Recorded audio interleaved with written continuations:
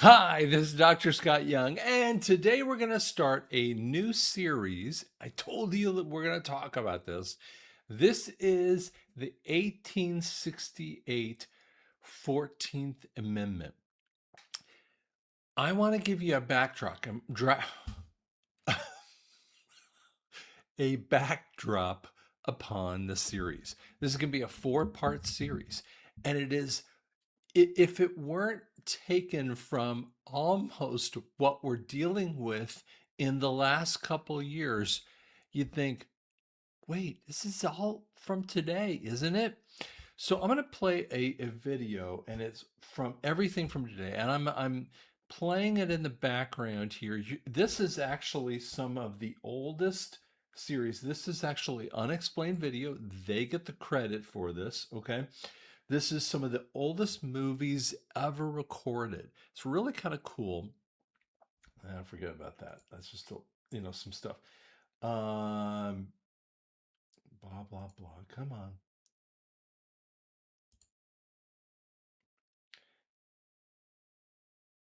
So these are some old movies that are played. Some of these oldest movies. Now, some of these are from the late 1900s and through I mean 1800s. Okay. And I just want you to think about them. I want you to go back in your head and back in time as I'm starting to talk about this. Okay. Now, in 1868, I want you to think about this time frame. We are coming right out of the Civil War. The Civil War is from 1871 or 1861 to 1865. It is incredibly turbulent. There is around 700,000 people who died. We have a huge amount of people who have are maimed. They lost arms and legs. We have so many people who don't know how to get over their hatred of the North and the South. So we don't know how we're actually going to handle the circumstances with this too. That's why I have old movies. So again, you get the idea. I'm trying to give you the historical perspective with that too, because I went back and started looking through 1870 or 1860s all the way through 1910, and so just kind of give you that kind of feeling. So that's why it's just a backdrop of these old movies with that too. And so one of the things that I was thinking about is the 1868. Now, 1865, we have the circumstance of Lincoln. Lincoln has just won his second election. He had set in motion the greenback dollar that had was its own currency. Now, part of it comes because in 1863 to 1864, the banking cartels of the time had pulled money away from the people, stolen money from the people, which I didn't even realize until the last couple weeks, and taken money from the people, injected 400 million to the north, and taken that 400 million from the north and put it into the war. We have Gettysburg and Chattanooga. That is one of the driving battles that wins the North. Okay. And then Sherman goes all the way down into, into Atlanta and burns Atlanta, a really difficult battle. And actually, it isn't even really a battle. It's just a really disgusting part of what the North did to the South. It was never really needed. Now, we have the capitulation of the South, and so and we have Lincoln, who is killed, okay, and he's assassinated, and the killers who there's a conspiracy that is around it, and goes on about that, the circumstance. It's after the Civil War. So 1868, we have this weird amendment that kind of comes in, right? And there's so much reconstruction that is occurring in the background here. Okay, so again, this is just giving you some of the backdrop, and the world is changing so dramatically around this industrial kind of a revolution that's happening worldwide with that kind of thing. Okay, so just kind of gives you an idea of what some of the things that are happening. And the horse and buggy, like you see right here, is kind of on the outs because we're starting to see the electronic or the motor car that is coming in here as well. Okay, now we're going to kind of remove that. Sorry, I'm going to pull that off the screen a little bit there. Okay, cool stuff, right? Now, the 14th Amendment, what we're going to focus on mostly here, we're going to focus just on the first portion of the 14th Amendment on this one. This is the citizens versus the illegal portion of it. Okay. So, all persons born or naturalized in the United States or subject to jurisdiction thereof are citizens of the United States or of the state wherein they reside.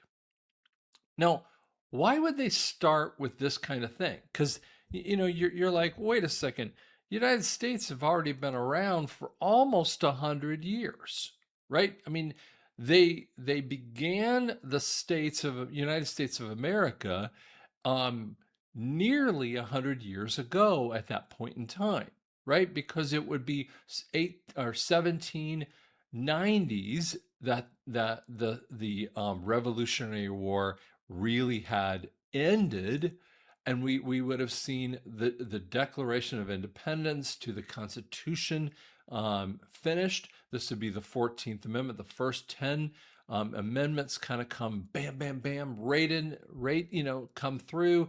And these last four amendments or three amendments come in, very slowly. And the 14th Amendment comes in. The 13th Amendment comes because Lincoln emancipates the slaves, right? And the 14th Amendment, most people don't spend any time on the 14th Amendment. They just kind of say it's a slavery thing. It's a hook in because this is what Lincoln wanted. And the answer is no, it's way more complicated than that.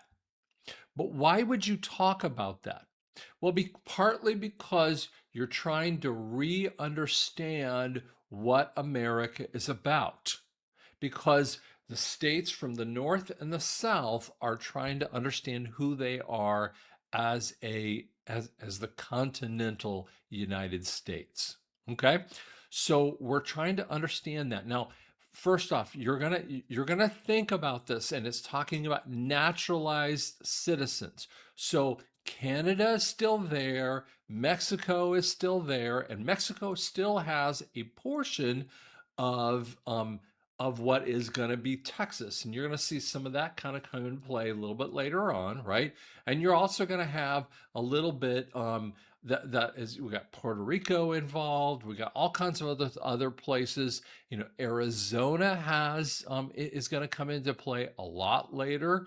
New Mexico is going to come into play. And by the way, that's very interesting states that will come into play. The 36th state of New Mexico is going to come into play only in I think it's 1913, when we radicalize, and I do say radicalize, the 16th Amendment, right? Sorry. So we have these also very interesting kind of circumstances that happen. Now, no states shall make or enforce any law which shall abridge or knock away the privileges or immunities of the citizens of the United States. Nor shall any states deprive any person of life, liberty, or property without due process. Now, you're hearing a lot of conversations about due process of the law. nor deny to any person within its jurisdiction, which means those areas, without equal protection of the laws. Now, we'll come back to that one here in just a second. Now, if you hear people talk about this, is actually, you hear people talking about undocumented, right? This is the conversation, right? And when you say the rights of undocumented immigrants, which are legal aliens, right? Unless I'm going to pull this off the screen for a second. What if Scott decides to go to France? And let's say I know French very well, which I don't. And I remember just recently, I went to France, and we were in France, and we were in Spain, and and we were in Italy. So I remember walking around France, and there was this very, very interesting woman who was our tour guide, right? And she dropped us off in this area, and I just decided to be by myself, and I just stood a lot by myself. I like doing that, and just kind of talk to the Lord a lot. And she kind of talked to me for just a little bit, not talking to almost anyone else. And she told a story. She's a little bit older than me. She's in her 60s, and she had told a story about her parents who were much older, who had fought in World War II. And her parents had kind of capitulated with the Vichy French, right? And she was talking about really difficult, circumstances, and then said, wait a second, this was really bad in the Vichy French issue. And then they fought against, the Vichy government and the Nazi Germans who'd taken over the French, population, right? On and on. And so let's just say, though, I decided to live in France. And I had, learned the language, but I just decided to live in France, and I became an undocumented immigrant. Now, as long as I lived in France and I followed the laws, for the most part, they probably would leave me alone. You know, I, but and forget about these last 5, 10, 12 years, whatever the time frame is. But let's take me back in time. Let's say I am basically the age I am, and put me back in the 1970s. Do you think that if I come into France with my passport, and I walk into France with my little passport. Let's just say this is my passport. And they say, how long are you going to stay here? And I go, well, and let's just say I come into France because of a student passport, fine. And they stamp my passport because of that. And I'm in the country for a time frame. And then if I overstay my passport, and by the way, you do have to have a passport stamped in the country, right? And if you overstay your passport, then you can get kicked out of that country. Do I have rights to vote in that country? No. Do I have rights to become the mayor of that country? No, or that city? No. Do I have rights to to do all kinds of other things like open a business and all these other kinds of things? Well, I have limited rights within that country. And we've always known that. That has been super understood. There are citizens, and then there are non citizens of a country. That is just super easy to understand. But in the last 5 or 10 years, or whatever, potential time frame, we have like lost this, we've lost our minds from every single country out there, right? Okay, let's go back to this little thing, and we have lawyers who are completely losing their minds. And this is this Clearwater, by the way. Clearwater Law Group actually is one of those groups that have been taking money from the Doge people. It is really interesting because you could actually look them up here with that too. Does the U.S. Constitution protect undocumented immigrants? No, they don't protect immigrants. The law protects the immigrants. That's correct. But what are an undocumented immigrants' rights? Well, uh, do they have right? Do they have due process? Well, you can't take someone off the streets and like charge them with no crime. They can't if they come in illegally and they don't come in with a passport, you can charge them with being here illegally and kick them out. This is not like a news flash here, but if they came in without documentation, you can kick them out. Simple. This is not like hard information with that too. Do they have rights to legal counsel? Yes, to some extent, but counsel on criminal proceedings. Yeah, they would have rights to have counsel on criminal proceedings, but see, they're already walking in as in illegal situations. We're not talking about someone who comes in here legally. See, there's so much misinformation inside here. Right to be with family. Well, of course, they have right to be with a family. Right against unreasonable searches and seizures. And see, there's so many things. The Fourth Amendment is not the protection out there. Right to education. They don't have right to education necessarily.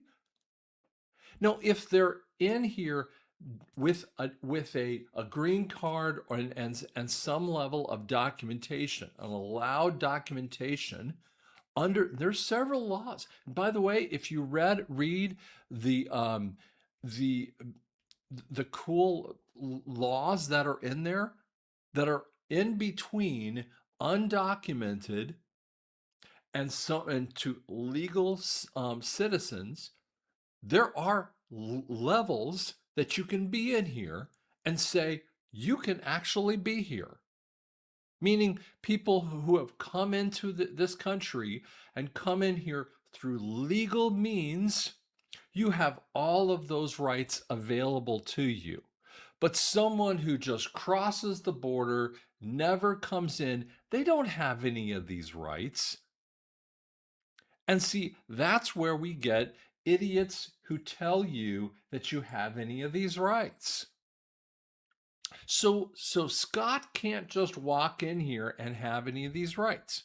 And see, this is why we're talking all about this. So it's saying this is why this is such a powerful conversation, and it's in the 14th Amendment, and we're having so many confusion issues. So watch some of this kind of stuff. It's so powerful in here. So I'm going to show you a little interesting point here. So breaking.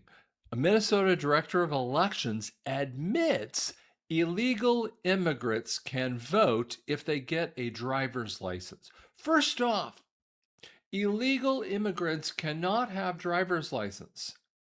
We've been talking about this for a very long time frame that conspiracy theorists are right. Oh my gosh, we've been saying this over and over again, that places like Minnesota and Georgia and all these states that have been doing this, in Wisconsin, have been giving driver's license to these supposed undocumented immigrants over and over again. But watch some of these people who don't understand the answers here. Yeah? Like, should you need an ID to vote? No, I don't think so, no. Is it racist that CVS asks you for an ID to buy Sudafed? Well, I think that there are certain people that should not be allowed to buy Sudafed, so I think it's a good idea. So it's more important that you use an ID to buy Sudafed, but not to vote for the person that runs this country? I'm not exactly sure. See, these people have no clue. It's okay to have an ID for Sudafed, but it is not okay to have an ID for voting. There's a pause, right? That's why I did the pause here too. Now we have a supposed lawyer. You randomly kidnapping folk and you throwing them out of the country against their civil rights, against their constitutional rights. And frankly, how would they feel if some other country decided that they were going to just start throwing people randomly in our country? Like that is absolutely insane. So yes, all I got to say is y'all need to get these fools out of here. See, we have idiots like this who don't even actually know the law, who are supposed lawyers, who are in Congress telling us this conversation. And yet, here's the point. We have legal versus illegals. Do you understand that point? We're going to talk about her in a little while. We're going to talk about her in the next one because she's such a powerful one. I'm going to bring that video up because we're going to talk about redistricting because it's just as important as anything else with that too. And when we bring up this other conversation, it actually is relevant to this issue. Joining us tonight from Portland, Victor, you are outside that immigration detention facility. It is looking calm, at least. What we see right over here between the hours of 4 p.m. Pacific and 7 p.m. Pacific. But then afterwards, once the sun sets, that is when we see more groups arrive. People are asking what is going to happen tonight, and a lot of times what happens is that we hear these ICE agents make announcements to clear the driveway so that vehicles could go in and out of the facility, and that's when we see about 24 agents come out clearing that driveway and forcing protesters to move. But the agents come out, but we don't see much police presence here. In fact, we've only seen about 4 Portland police officers here tonight, and they're known as liaison officers. So those officers aren't really known to make arrests. They're more so here to, according to Portland police, bring the peace between opposing groups. But one of the things that's happening is these ICE agents are getting in so much difficulty because the local police don't have any teeth and they don't want to have any part of this circumstance. And this is the difficulty that's going on time and time again because we have the city officials who are complete morons on top of they're doing illegal works, and then the police who don't have the teeth to be able to do this. And then we have to have ICE officials, federal officials who are doing here the law, the federal law with that kind of thing.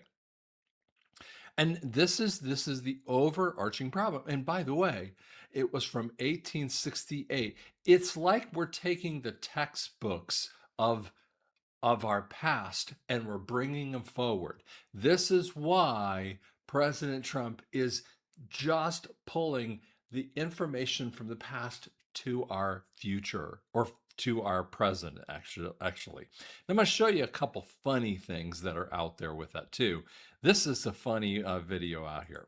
Kamala's campaign, and now I'm going to deliver immigrants to her supporters. We are voting for you, don't worry. Are you? Of course. We do have a surprise, if that's okay, just real fast. You have a surprise? We're looking for a place for them to stay. They just came across. They'll sleep on floors. I mean, they're not picky, you know. We have like a 2-year-old, so Hector's good with kids. sorry, we just can't. Could they just like sleep on your lawn? They need a place to stay. They just came across. My teenagers live with me. I don't Oh, that's fine. Hector, he was dating a teenager like a little bit ago, so okay. they just came across. They don't have papers. You're in support of like the whole border situation, and we're just trying to get them a floor to sleep on. Like, it's a funny kind of video, but here's the reality. That's how stupid these people are. When the rubber meets the road, that's the reality with that too. And you're going to think this is a funny video. You're going to think this is an AI video, but this actually is exactly what Joey actually said. Kamala and I are committed to strengthening legal immigration. I'm going to play it again. Kamala and I are committed to strengthening legal immigration. Who's the speechwriter that put that in there? I'm going to listen. You want to listen to it again? He's reading it. Kamala and I are committed to strengthening legal immigration. You see, do you understand? Joe Biden was telling you the truth. Kamala and I were committed to strengthening illegal immigration. He didn't say undocumented immigrants, illegal immigration.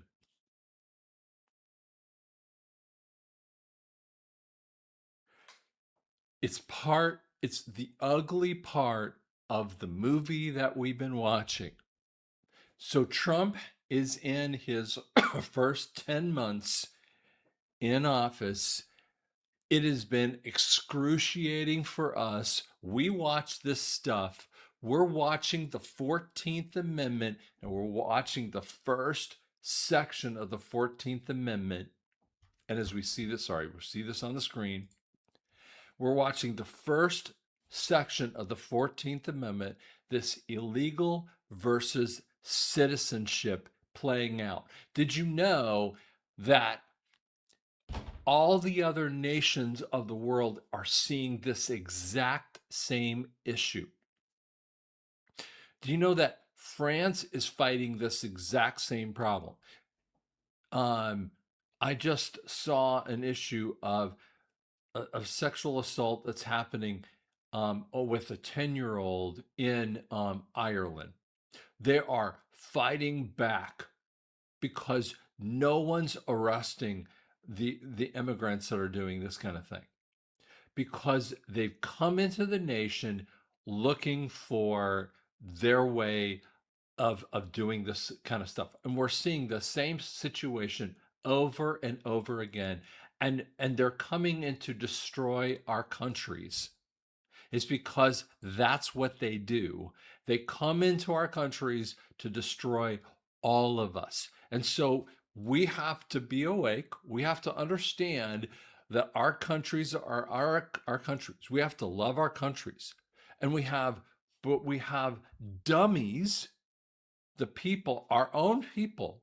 You just saw our own people who don't even know don't know what the law really is, who are talking to media who are treasonous in what they're saying, who are listening to government officials who are treasonous in what they say over and over again. And unfortunately, it's like a horror story. And this is the struggle. And yet, you have to have this kind of come to Jesus moment where you say, no more. I'm standing up against this kind of stuff. We're going to show you the next phase of this. The second portion of this, the second section is going to talk about redistricting. The third section is going to talk about election. The fourth section is going to talk about the national debt and all the debts. And you're going to go, what? It'll blow your mind. And yet it's supposed to. This 14th Amendment, you got to read it. You got to read it. And it is so powerful. It's so deep. It'll keep you awake at night. I hope you share this with your friends. Guys, it's really, really important. It will be very helpful if you just keep watching it. Thank you so much.